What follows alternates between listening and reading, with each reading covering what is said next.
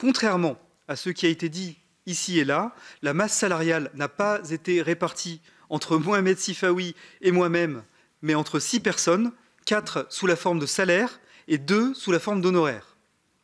Beaucoup de contre-vérités ont été dites dans la presse. Et d'ailleurs, c'est une partie des contre-vérités, Monsieur le Président, qui ont motivé la naissance de votre commission d'enquête. Première contre-vérité.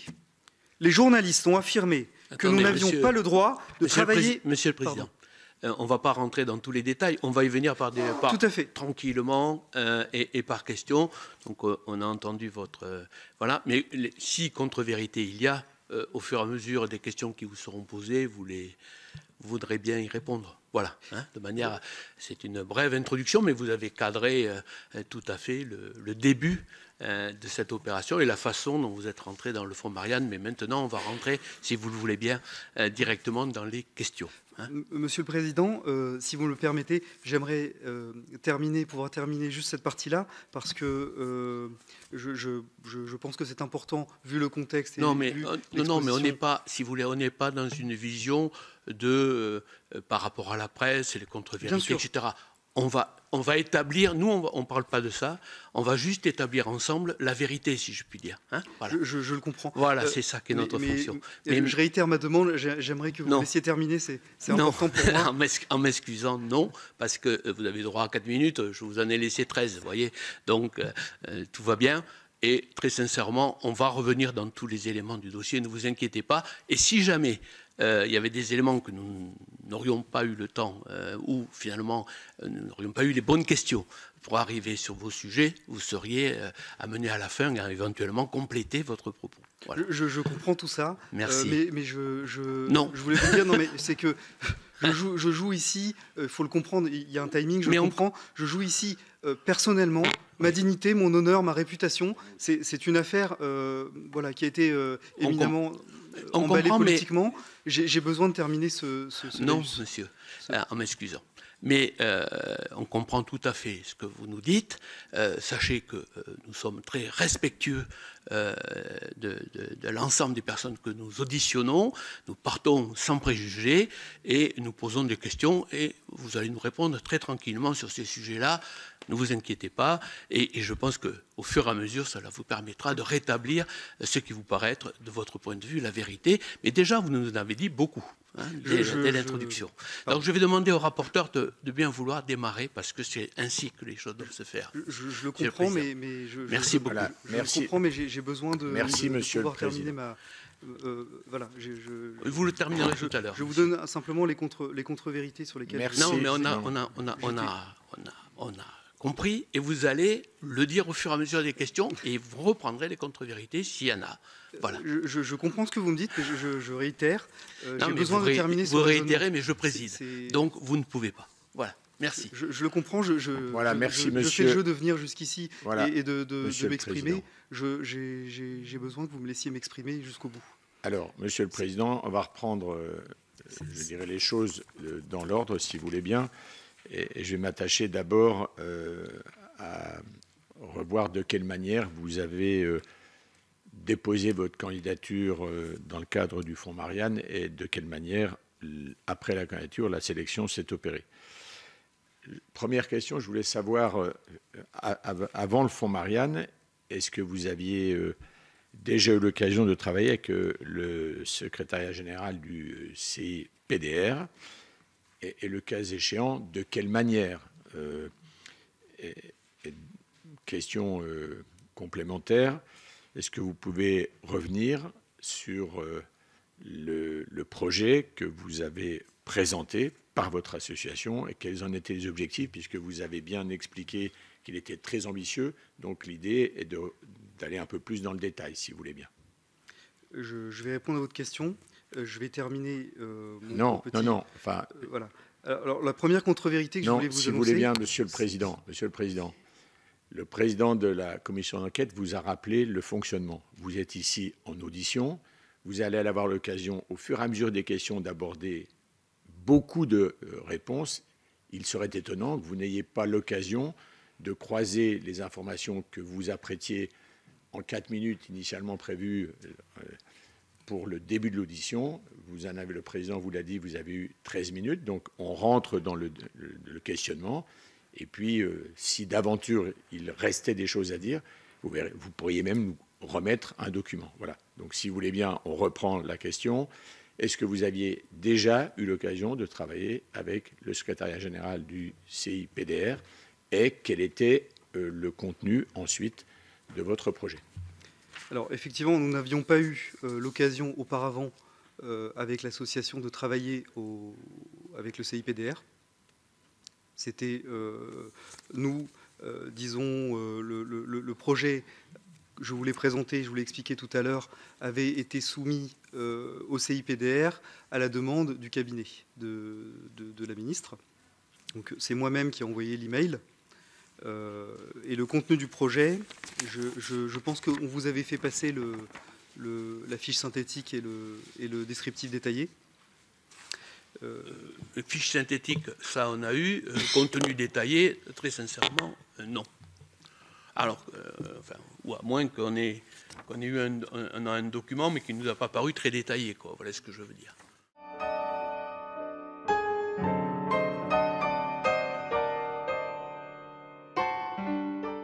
Je donne la parole à Monsieur David Guiraud.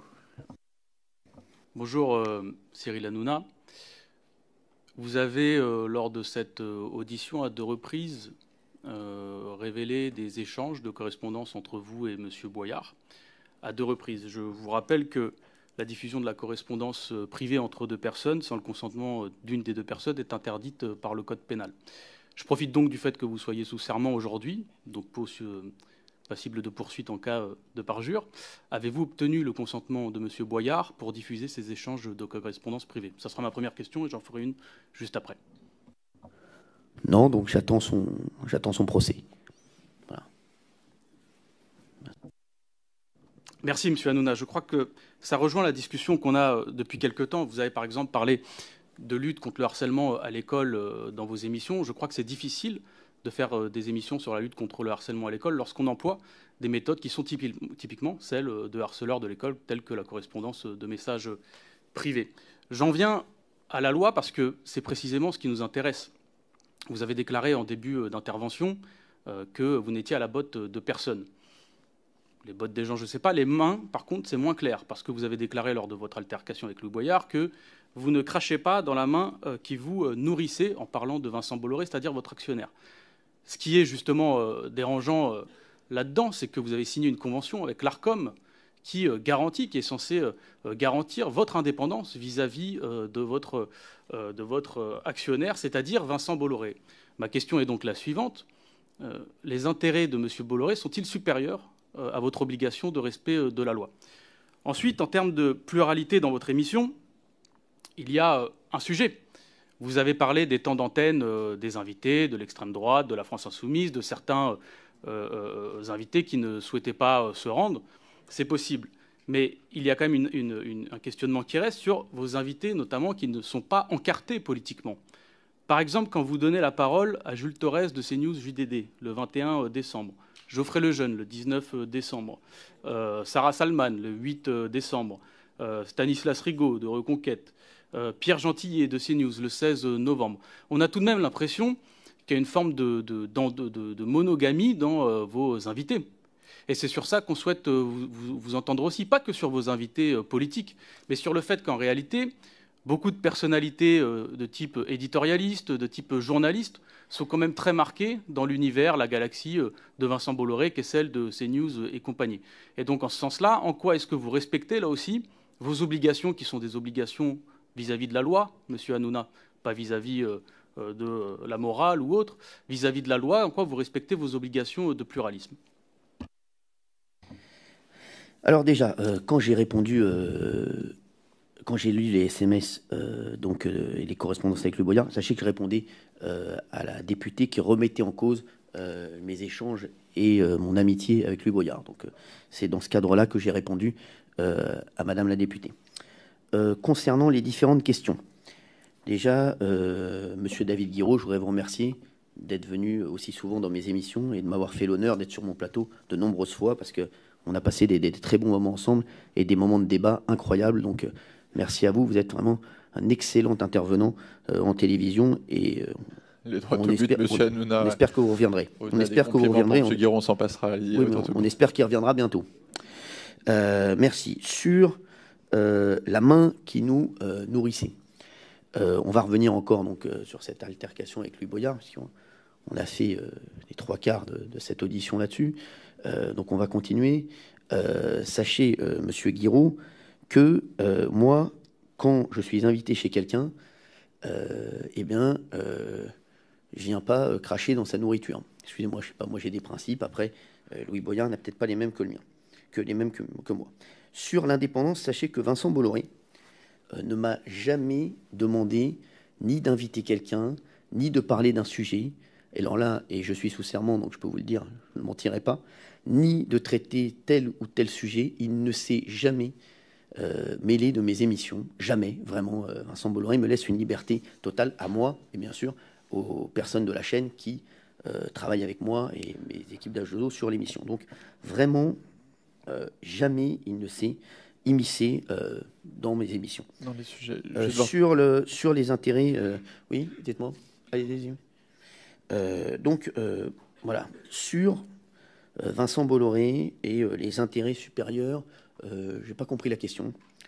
C'était peut-être un peu trop compliqué pour moi. Donc, je n'ai pas compris la question. Si vous pouviez... c'est quoi la question, monsieur Guiraud? Très rapidement, j'imagine que c'est sur le projet idéologique et politique de Vincent Bolloré. On a eu le débat hier. Allez-y rapidement. C'est pourtant simple et ce n'est pas si dur à comprendre. C'est sur vos obligations signées avec l'ARCOM en termes de pluralité et en termes d'indépendance. Apparemment, vous êtes plus intelligent que moi, monsieur Guiraud. Oui, c'est pour ça que vous êtes à votre place et moi à ma place. Non, je voulais vous dire, sur Vincent Bolloré, sachez que je vous l'ai dit, j'ai une totale liberté et sur le pluralisme, j'essaie d'inviter des gens de tous les horizons. Je vous ai invité de nombreuses fois, monsieur Guiraud, comme j'ai invité de nombreuses personnes de la France Insoumise. Ils ne veulent plus venir depuis l'affaire Boyard. Je ne vais pas aller les chercher chez eux et les faire venir de force sur mon plateau. Forcément, merci, c'est des éléments que vous nous avez donnés. D'ailleurs, on peut retrouver après tous ces chiffres et les vérifier par trimestre sur le site de l'ARCOM. Je vais donner la parole. Je ne peux pas aller chercher tout le monde. Et sur les intervenants... Je vais donner, monsieur Hanouna, il va falloir que j'avance.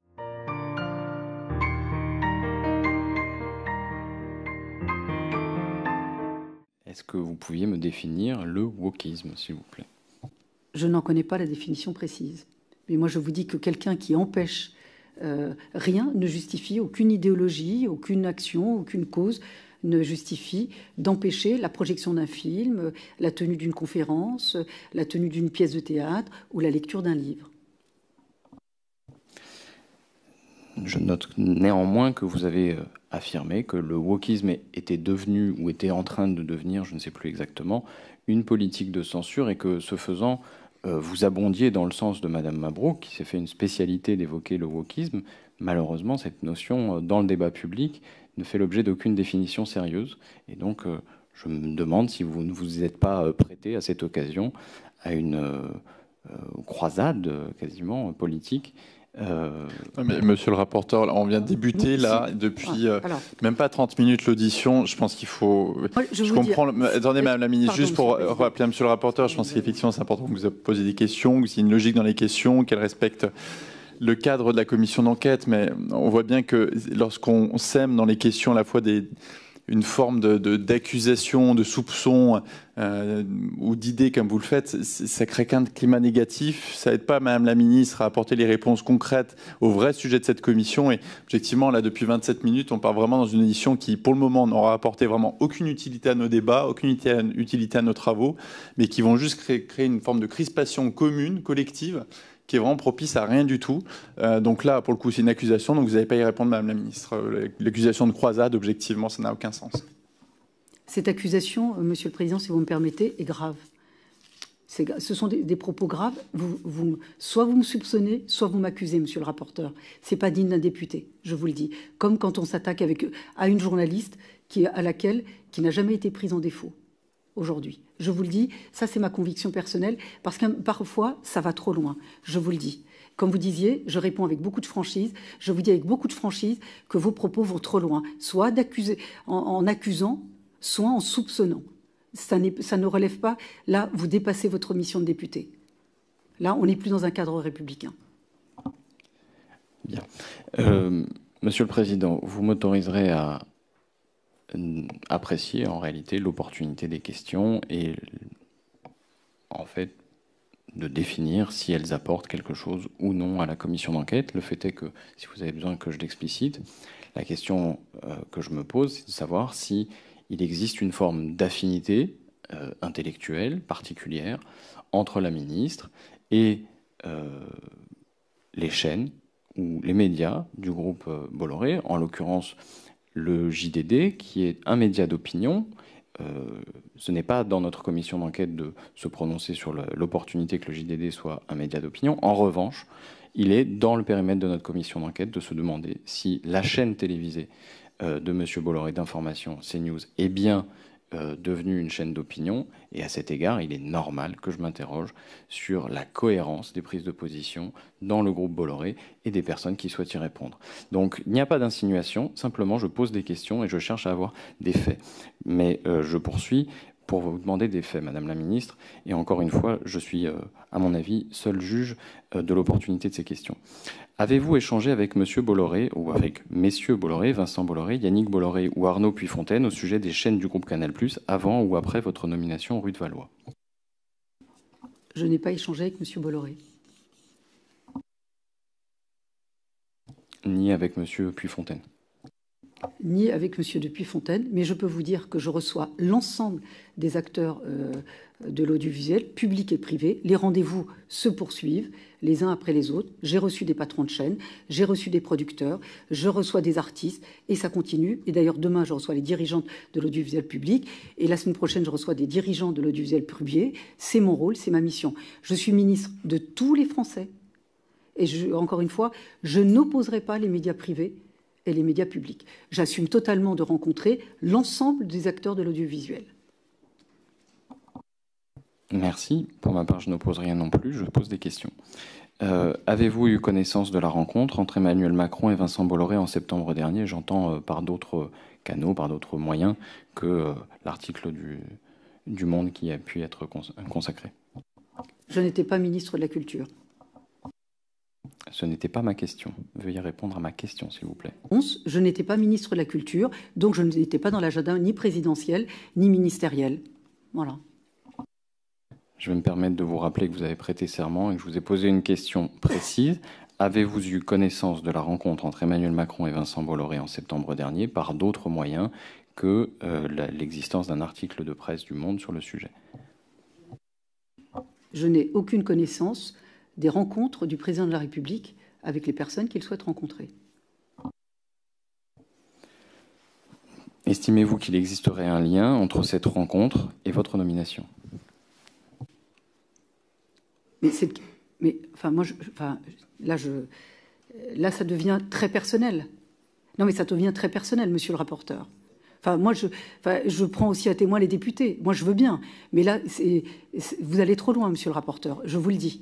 Voilà. Non, ce sont des questions qui soupçonnent des choses. Voilà. Donc moi, j'ai prêté serment, je réponds clairement. Vous m'auditionnez comme ministre de la Culture, je réponds à ces questions. Là, je veux vous dire, la croisade, les attaques, les collusions ou autres, je ne suis pas là pour répondre à ça. Voilà. Parce que là, c'est du soupçon. Donc, vous mettez en cause ma légitimité, monsieur le rapporteur, vous mettez en cause ma capacité, vous mettez en cause ma compétence. Je ne pourrais pas être nommée uniquement, simplement, je serais l'objet d'un contrat entre deux hommes pour que je puisse exercer une fonction. Non mais je vous pose la question et je prends à témoin les parlementaires. Est-ce que j'ai besoin que quelqu'un se rencontre en disant il faut la prendre ou pas? Vous mettez en... Non, monsieur le rapporteur. Moi, je suis une responsable politique, engagée politiquement. J'ai fait mes preuves politiquement, j'ai une légitimité. Vous souhaitez la mettre en cause depuis le début de cette audition, je n'accepte pas. À chaque fois, ça va trop loin. Voilà. Donc moi aussi, j'ai le droit d'être absolument pas contente de ce type de questions. Parce que le soupçon n'est pas acceptable. Dites-moi pourquoi il suffirait que deux hommes parlent de moi pour pouvoir me nommer. Pourquoi? Quelle est votre idée derrière la tête, monsieur le rapporteur? Ça serait quoi? Ils auraient quelque chose qu'ils auraient conclu ensemble et que je serais le prix de ce contrat? Non, écoutez, ça va...